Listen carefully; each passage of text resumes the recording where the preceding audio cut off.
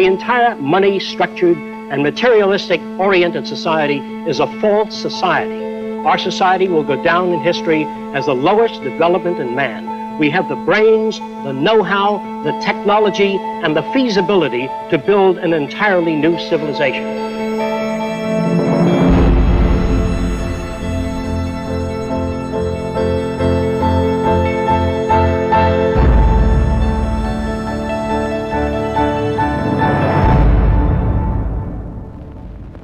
It was living through the 1929 Great Depression that helped shape my social conscience. During this time, I realized the Earth was still the same place. Manufacturing plants were still intact, and resources were still there, but people didn't have the money to buy the products. I felt the rules of the game we play by were obsolete and insufficient. Misery, suffering, and war provided the incentive for my life's work. I was also motivated by the seeming incompetence of governments, the academic world, and the lack of solutions offered by scientists. I realized instead of working with individuals, a more effective method would be to redesign the culture. This began a lifelong quest to finding solutions to the many problems that we have today.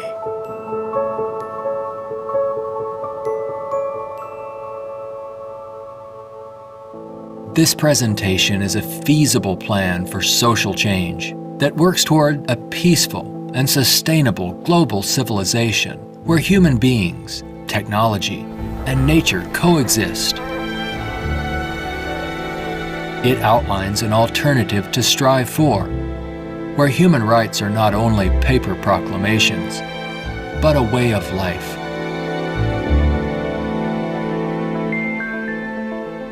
It is called the Venus Project.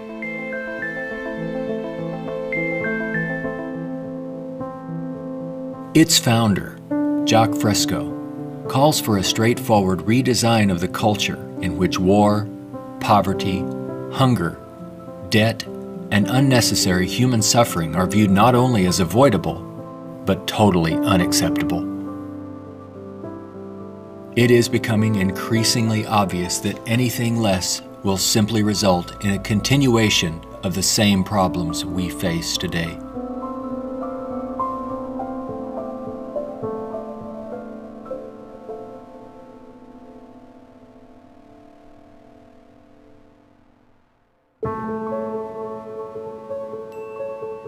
The Venus Project's Research Center, constructed by Fresco and Roxanne Meadows, is located in Venus, Florida.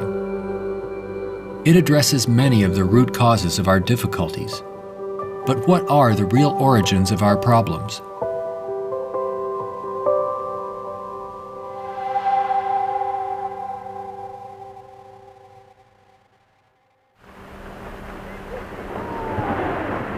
At present, we are left with very few alternatives, since we're on a collision course of our own making. Answers from yesterday are no longer relevant. Considering the damage already done to the environment, we are rapidly approaching a point of no return, where nature will dictate the course. Either we continue as we have, with outmoded social customs and habits of thought, thereby threatening our future, or we apply a more appropriate set of values, relevant to a sustainable society, with more opportunity and freedoms.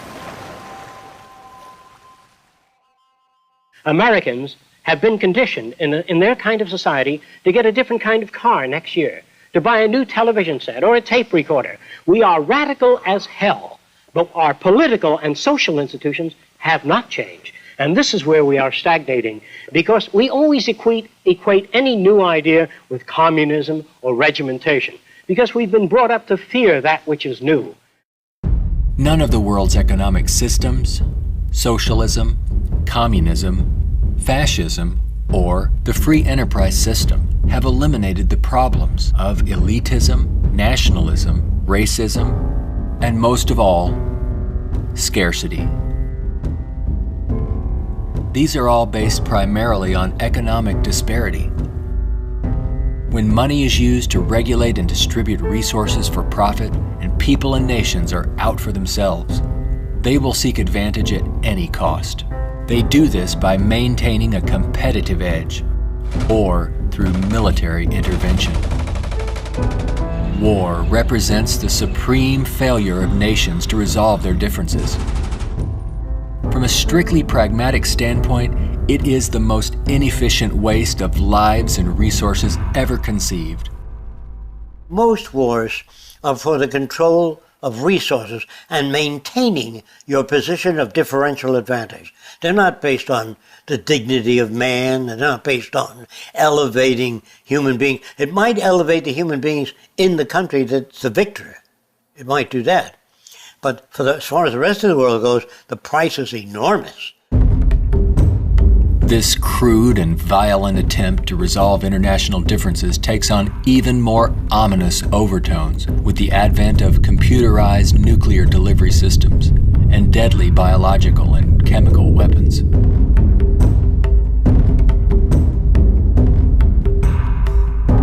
Yet it is a windfall money-making opportunity for those who profit by the military-industrial complex. If the profit were taken out of wars, do you really believe we would have them? If they draft you into the army to serve this country, you put up your life for this country, they should draft all the war industries. Every cannon maker, machine gun maker, automobiles, jeeps, warships, all drafted, so that on the same basis of pay as the army. Then it's real. But if you make millions selling warships, machine guns to the army, then it's corrupt. I would, if I had my way, if we had millions of men in the army, I'd send them to school to become problem solvers, how to get along with other nations. That's what we have to do, not kill. When soldiers are just killing machines, they're trained to kill. I would train them to be able to go to Mexico and bridge the difference, and go to the Arab world, see if they can bridge the difference. So bring them all together, all the nations. War is not the only form of violence imposed upon people. There is also hunger, poverty, homelessness, and unemployment. The acceptance of these conditions as expressive of human nature is a myth used to keep things as they are.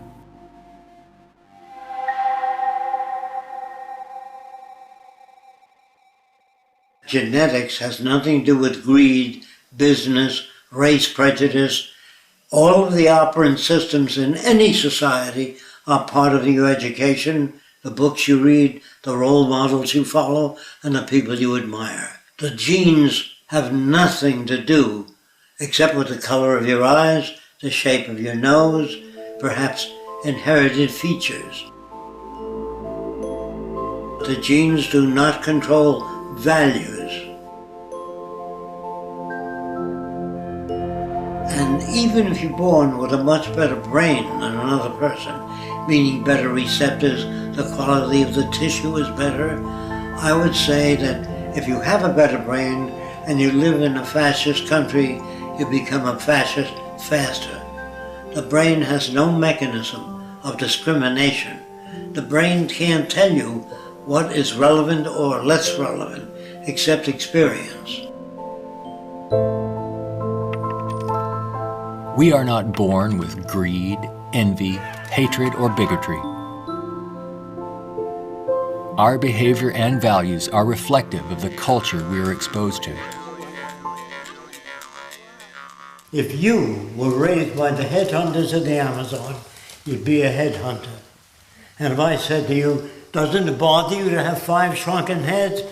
You say, yes, my brother has 20. So, is he nuts? No, that's normal to his culture. social and environmental problems will remain insurmountable as long as few nations control most of the Earth's resources, and the bottom line is profit over the well-being of people. Putting profit first results in unnecessary suffering and aberrant behavior prevalent today.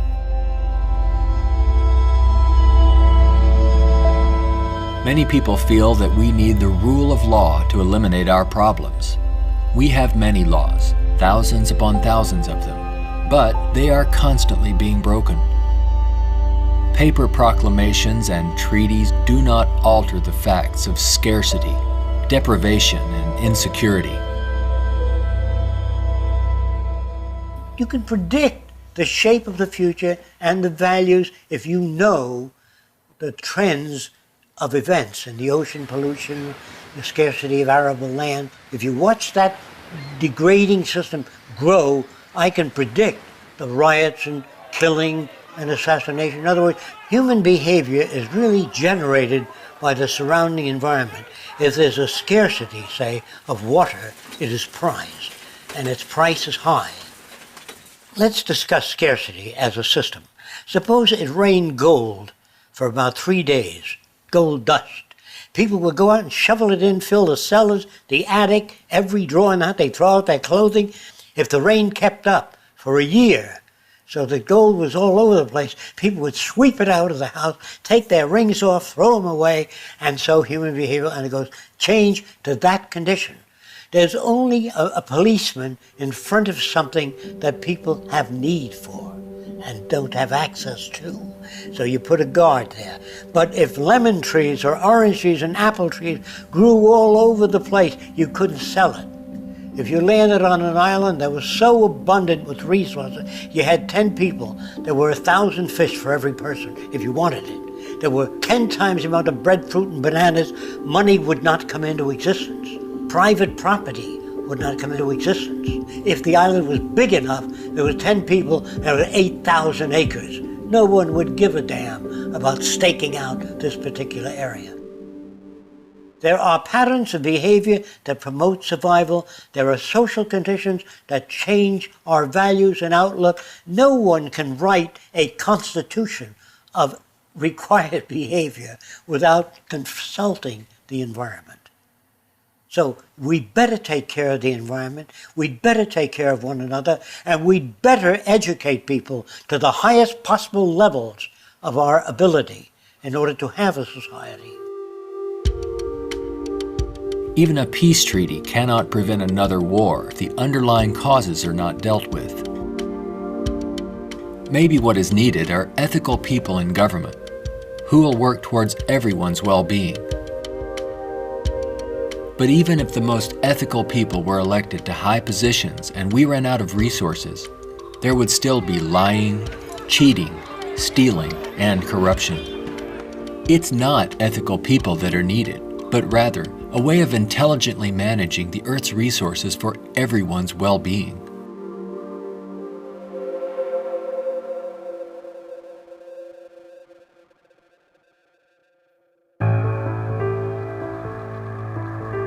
Let's examine our social arrangements further. To maintain our economy, products must continuously be sold. To assure this, they are deliberately designed to wear out and break down. Maybe you've noticed this usually happens right after the warranty expires. This corrupt practice is referred to as planned obsolescence, which is the conscious withdrawal of efficiency. Innovators go through the finest schools and then are required to design things that wear out and break down right on schedule. This results in a tremendous waste of resources and energy. We are plundering the planet for profits. If you think about it, it isn't a job people want, but access to what their paycheck will bring. Money does not represent anything real, and there's no gold, silver, or resource to back it up. you can't eat money or build a house of it. It's not even related to our real capacity to produce goods and services on this planet. The monetary system has been handed down from centuries ago, and we continue to use it without questions.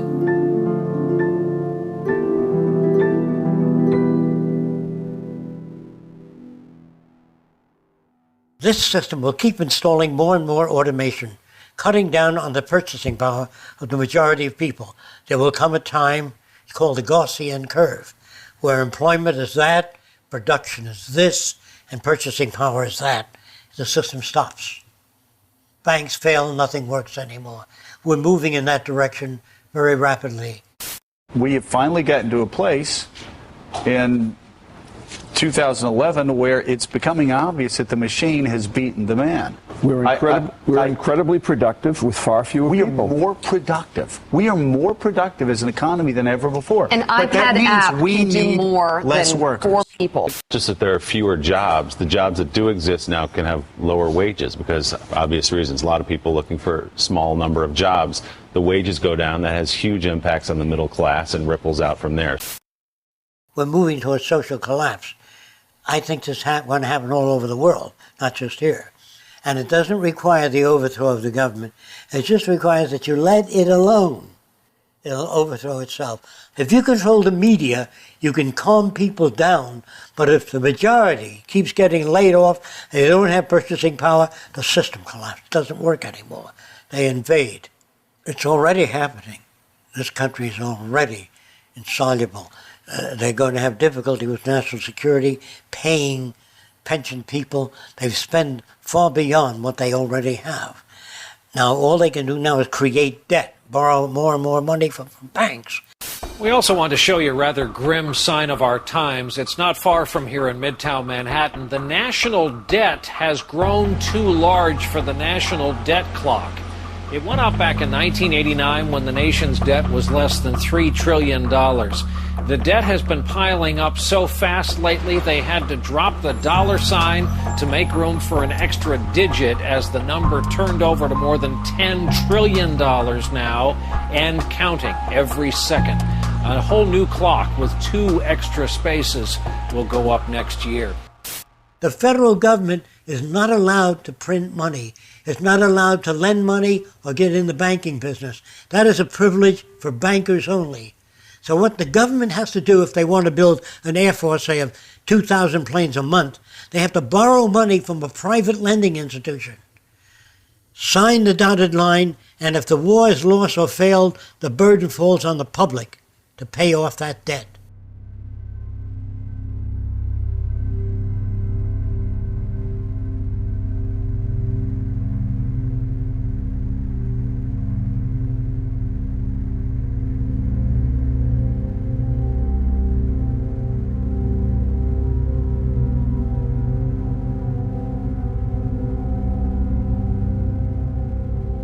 We find ourselves and our social constructs in a transitional state, a matter of social evolution. If we want to make it through these turbulent times, we must be able to adapt to change. All things change, including our social systems.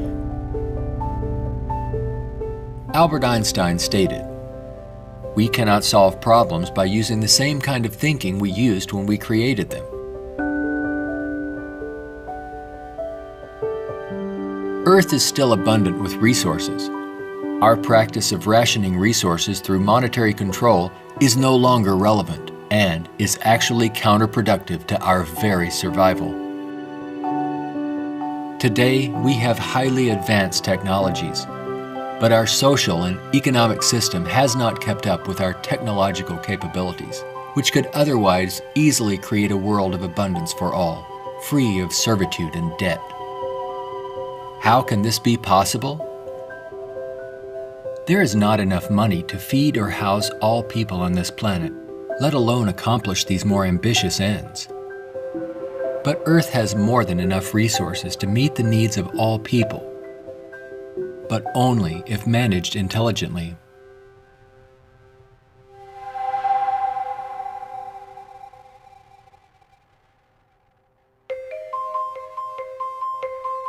Jacque Fresco envisions a solution that he calls a resource-based economy. It is a socioeconomic system in which all goods and services are available to everyone, without the use of money, barter, credit, debt, or servitude of any kind. It is unlike any social system that has gone before. Fresco arrived at this direction through 75 years of study and experimental research.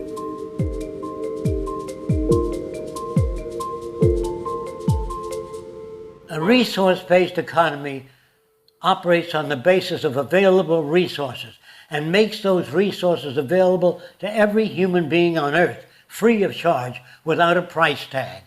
So we have today more than enough resources to build a far more advanced society. I'm not talking about limited handouts so that people just get by. I'm talking about a very advanced civilization. We have the resources, we have the technology, all we have to do is apply it. One of the main aspects of the Venus Project is to eliminate scarcity. This is where the technology comes into play. Because if we set up a resource-based economy and some things are scarce, it won't work. If you set up a resource-based economy in a society that has no resources, it won't work. So today with our technology, we can make things available. We can eliminate scarcity. We can create an abundance. As long as we can create that abundance, that will eliminate greed and selfishness and a lot of crime and a lot of aberrant behavior. A social system can be designed so that all can live fully and constructively if the powers of science and technology are directed toward human and environmental concern and overcoming the artificial scarcities of our debt-based monetary systems. All people, regardless of political philosophy, social customs, or religious differences, ultimately depend upon the same resources: clean air and water, arable land, medical care, and a relevant education.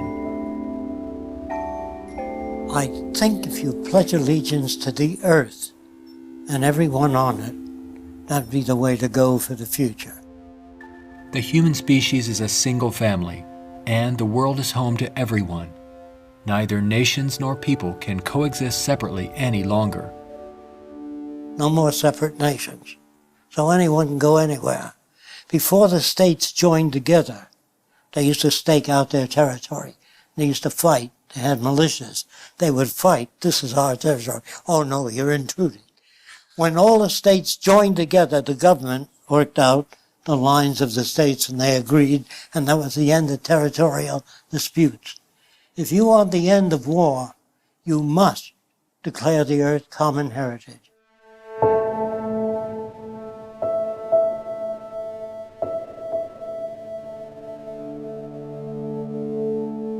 This has nothing to do with those who want to form an elite world order with themselves and large corporations in control and the rest of the world subservient to them.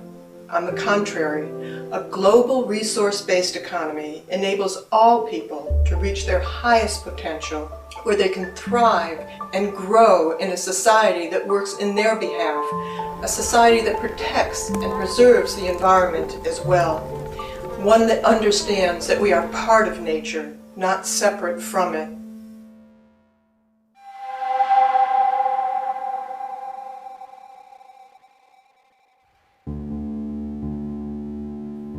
Some question what would happen to incentive if needs were met without our having to work to attain them. The question assumes humans have no desires beyond basic needs. If that were true, there would be no inventors, writers, or teachers. People work with passion on the things that interest and challenge them. Let's enable all people to have the opportunity to partake in the greatest challenge one can have, improving our world for everyone. Individuality will be emphasized rather than uniformity. This social arrangement will generate a new incentive system that values the protection of the environment and social concern, rather than the shallow, self-centered goals of wealth, property, and power. It does not call for uniformity. It absolutely calls for diversity. The more diverse people are, the more individuality. So we emphasize individuality, creativity, innovativeness. This is the essentials of the design. It is not a group of scientists telling people what to do, how to live, where to go, what to follow. Motivation and incentive exist when people have meaningful tasks. True growth and development occur when people are involved in creative, challenging, and constructive endeavors. However, motivation and incentive die in the daily grind of boring and repetitive jobs required to earn a paycheck. If you hand out things to people, if you fed them and clothed them and housed them free, they're not going to work in the morning because they don't need it. They got the housing, clothing, motion pictures, and entertainment. Well, why go to work? Work is painful, it's monotonous, it's boring. In the future, if people have access to all their needs, but they don't have any challenges, this is where it goes to pot. So people constantly are challenged by new things. In our schools, we challenge them with many things that are unsolved and many unresolved problems. If you're well-fed and well-clothed, that doesn't stop your brain from working. That would mean that every millionaire does nothing and is turned off because he got all the means. That's not true. There are many millionaires that work 18 hours a day and don't have enough time. It has to do with your background and your education. The more you know about oceanography, astronomy, and all that, the more interest, the more alive you are. And if you're just given food, clothing, and shelter, now you can go to work. You don't have to worry about making a living, which your incentive would be boosted considerably. So I call that a new and innovative incentive system. It's not monetary oriented, it's problem solving oriented. And you get your kicks out of seeing the world become a better place.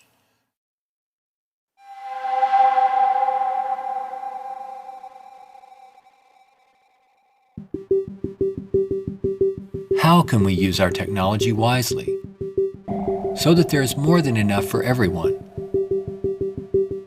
To achieve this, it's mandatory that the planning for it be based on the carrying capacity of the planet's resources. Our entire infrastructure must be redesigned and operated as coherent, integrated total systems. This means we must consider our entire global community as one unit that includes everyone, and plan accordingly. Only in this way can we use our technology to overcome resource shortages, provide universal abundance, and protect the environment. Therefore, a global survey is first needed to assess exactly what we have. This would inventory our physical resources, personnel, production centers, and the needs of people. This enables us to determine the amount of goods and services needed. For instance, where is the arable land to grow crops? How many people are in various locations? And what is the state of their health? This would determine where hospitals are built and how many. If you try to do that today, ask for a global resource survey of all nations, they'd wonder, what are you trying to do that for? To find if we got enough resource to fight you in armaments and other things? They would be skeptical, hesitant to give that information. So I would say it wouldn't work in today's culture. But after the ideas are put forth and the reason for it and the advantages gained by all the nations, it would have to be specific advantages that they can understand in their terms. And if they agree, then the survey would be conducted. It's not my opinion or the opinion of anyone else would be used. It's the size of the population, the availability of resources, the carrying capacity of the earth that determines what is done and how fast things move. See, today it's done on a totally different basis. But in the future, it'll all be based on a form of dynamic equilibrium. That means operating everything at the highest potential without environmental neglect. The key to achieving abundance and a high standard of living for all is to automate as much as possible in the shortest period of time.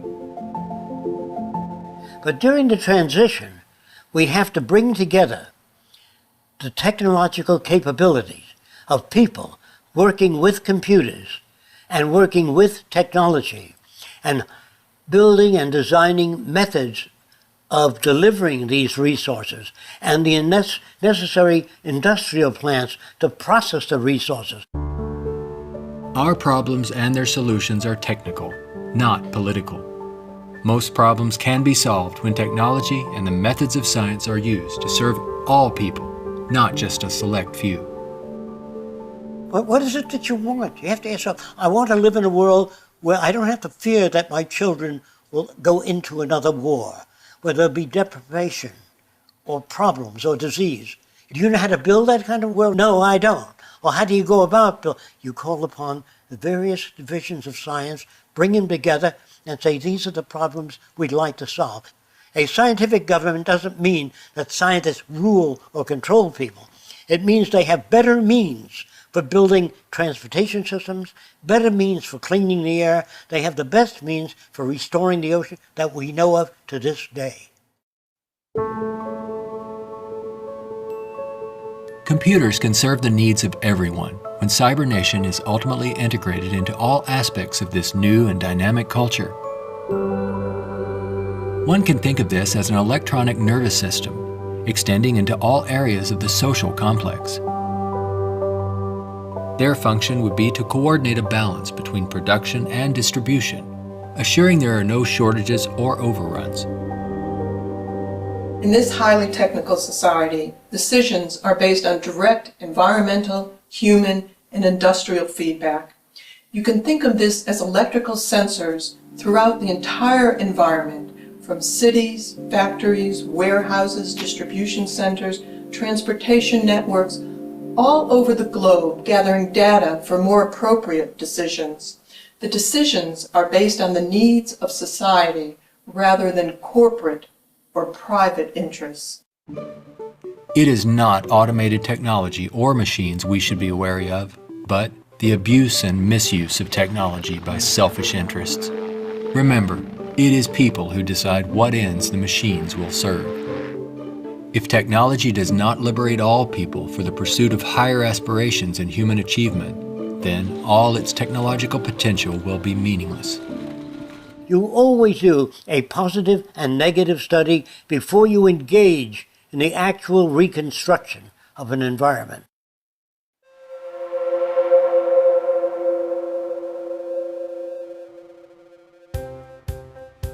It's all just talk unless there is a technical plan to organize and use resources to accomplish abundance. What follows are some of the many approaches the Venus Project provides for the entire social spectrum.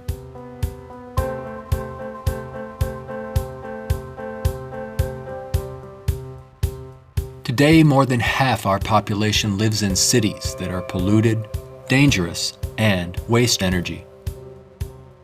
What we have to do is design a city as a living system, as an organism, as a university, that all of the cities of the future will be university cities that grow, that continue to exchange ideas. The city will have a built-in transportation system, so there are no accidents and no unthought out areas of technology. Medicine, botany, agriculture, the total system, one planning system. It is actually better to build newer cities from the ground up than to restore and maintain old ones. Fresco uses a systems approach to designing new cities. They're desirable and pleasant places to live. The notion that intelligent overall planning implies mass uniformity is absurd. Cities would be uniform only to the degree that they would require far less materials, save time and energy, and be flexible enough to allow for innovative changes while preserving the local ecology. If we design our cities to meet human needs, you don't have most of the problems that are prevalent today. In the Central Dome, you have childcare, schools, dental care, medical care. In the production and design of the cities, we work out 1/8 of the city system, and then we reproduce it instead of have architects design each building and each structure, which is a tremendous waste of energy and talent. When working on solving the housing problem for all the world's people, construction techniques would be vastly different from those employed today. Extruded and self-erecting structures could revolutionize and speed up construction processes. These lightweight, durable apartments could be produced as continuous extrusions and then separated and positioned in place by the mega machines. The outer shells of these efficient structures serve as photovoltaic generators and heat concentrators. You don't own anything in this society. Really, people don't want money. They want access to things when they want it. And people in a society of abundance, having access to things, will really no longer begin to store and accumulate things. We recycle it, update it, make it better. Take the same materials of an old car, weighs just as much as a new car, so there are no old cars. Old cars mean danger. If you drive a very expensive car and somebody else drives a beat-up old car, if their brakes fail, you may die. We don't want any old cars on the highway. We don't want anything that breaks down. We don't want anything that takes looking after. In a resource-based economy, people may access whatever products they need without the burden of having to purchase, maintain, or insure their possessions. In this way, there is much more to go around for everyone, and products are always available when needed. Anything people may need is available in these outside access domes. Sculpturing materials, musical instruments, somewhat like the public library. They can go down and access a camera or a bicycle or a wristwatch. Anything that they need is available without a price tag. That would mean we must achieve a level of production that's so high that scarcity no longer exists. That will prevent almost all crime. So there's no way of segmenting or making this system just or equitable. We have to make a system that assures human rights. You know, when everybody has free access to goods and services, you don't have to fight for women's rights or black rights. It's an automatic in a society that's set up that way. You don't have to make laws, don't steal. It would bypass that behavior. Surrounding the central dome, you have the research centers.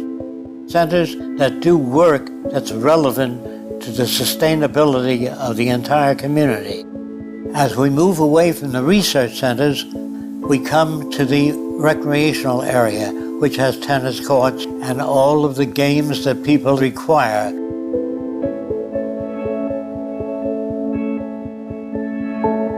As we move away from that, we come to the residential district. There are streams, waterfalls, lakes throughout the area.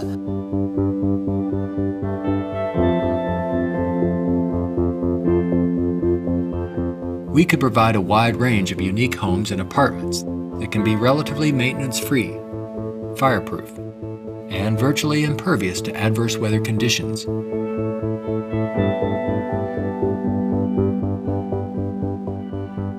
As we move to the next sector, we come to apartments. The reason some people want to live in apartments is because you have drama groups, you have gymnasiums, medical care, dental care, everything is built in to the central towers. I feel that in the future, people will move away from individual houses and live in larger complexes. As we move outward, we come to the indoor agriculture or hydroponic farms. Then there's also outdoor agriculture. The city would use the best of clean technology in harmony with nature, such as wind, solar, geothermal, heat concentrators, piezoelectric, wave, temperature differentials, ocean thermal vents, and much more.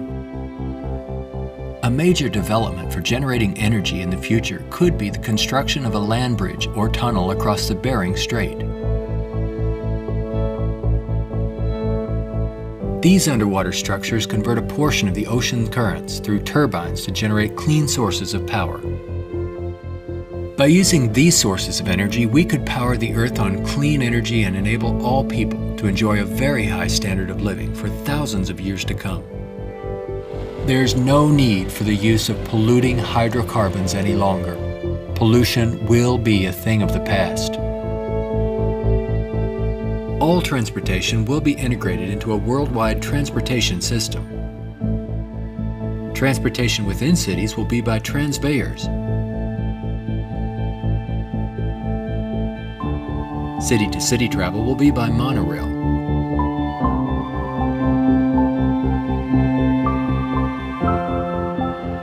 Maglev trains are utilized for long-distance travel. To enhance efficiency, this high-speed maglev train is equipped with removable sections, which can be disengaged while the train is in motion. Aircraft will display a wide range of configurations. These VTOL aircraft, or vertical takeoff and landing, are used to transport passengers and freight. The priority is safety rather than saving money or dealing with the lowest bidder. This modular freighter consists of detachable sections that can be rapidly loaded or unloaded. The number of sections varies depending on the amount of freight to be delivered. When all the sections are connected, they can be propelled as a single unit. Ships can be floating manufacturing plants that produce products while en route to their destinations. They can also serve as education centers, where children and adults travel worldwide, obtaining innovative education, not through vicarious study, but through experiencing and interacting with the real-world environment. A national transportation system would include a network of waterways, canals, and irrigation systems. They could serve to minimize the threat of floods and droughts while allowing for the migration of fish, provide natural fire breaks, emergency water sources, fish farms, and recreation areas. When we unleash science and technology directly into the social system without the restrictions of the marketplace, finances, or patents, we could achieve a very high standard of living within a very short period of time. This society would continuously improve, changing rapidly through new technologies, inventions, and ideas. It would be an emergent society rather than an established one like we have today. Imagine living in an extraordinary oceanic city, helping to restore the ocean environment while eliminating land-based population pressures.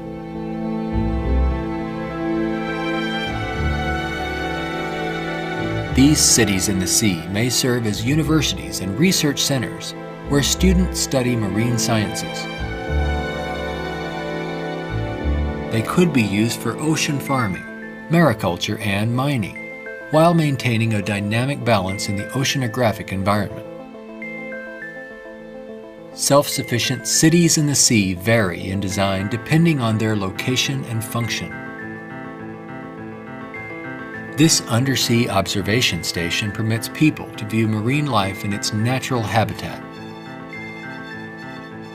These mariculture and sea farming systems cultivate and raise fish along with other forms of marine life to help meet the nutritional needs of the world's people. These structures would permit the free flow of water throughout.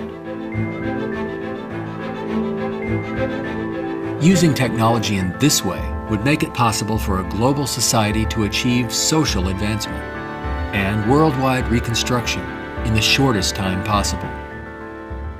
Utopia, if it's ever established, will die, will stagnate. Whereas what I'm talking about, an evolving culture or an emergent culture, I have no notions of a perfect society. I don't know what that means. I know we can do much better than what we've got. I'm no utopian. I'm not a humanist who would like to see everybody living in warmth and harmony. I know that if we don't live that way, we'll kill each other and destroy the earth. This new lifestyle, while providing leisure and recreation, would also enhance knowledge and creativity for everyone. The measure of success would be the fulfillment of one's personal interest, rather than the acquisition of wealth and self-centered goals. A resource-based economy would not only change our environment to make it clean, efficient, and enjoyable, but it would introduce a new value system appropriate to the direction and aims of the new innovative approach. With education and resources made available, there would be no limit to the human potential. Everyone will have the freedom to pursue whatever constructive field of endeavor he or she chooses, without the economic limitations that we face today. We are now at a time when decisions must be made if we wish to evolve from our present culture of scarcity, waste, and environmental destruction to a sustainable society of ecological concern and abundance. A nation without a vision of what the future can be is bound to repeat past errors over and over again. If we say dishonestly that man is the highest form of evolution which you get in the school, man destroys the oceans, the fish, the atmosphere, one another, and man flies over a city, presses a button, and burns everybody in the city with nuclear weapons. Is he the highest creation of nature? Not yet, in my opinion. We've got a long way to go. We could either develop paradise on earth or oblivion, wipe ourselves out. Only the future will tell. It's what you do to make the future. We can create a world where war and want are distant memories. When all of science and technology are used within a global resource-based economy for the protection of the environment and the well-being of all, only then will we understand what it means to be truly civilized.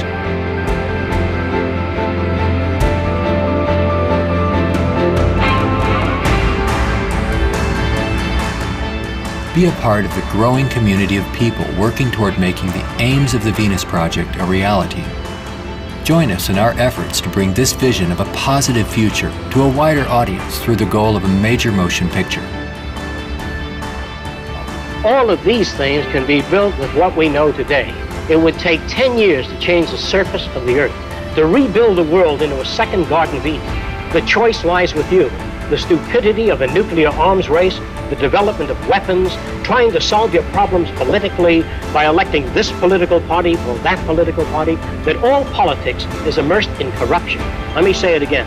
Communism, socialism, fascism, the Democrats, the liberals, there are no Negro problems or Polish problems or Jewish problems or Greek problems or women's problems. They're human problems.